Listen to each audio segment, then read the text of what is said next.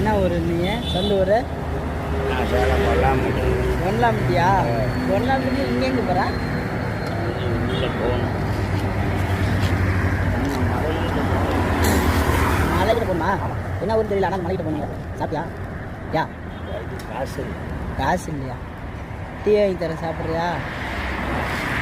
ஆ சொன்ன பற்றியா? டீ வாங்கி தரேன், சந்தோஷமாக வாங்கி.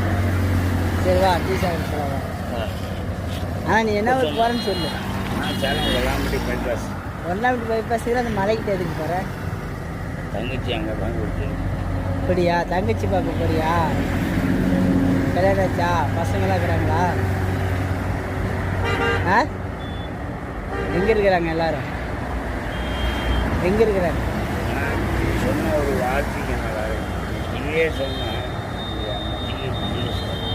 வா வாங்கி தரேன் வா.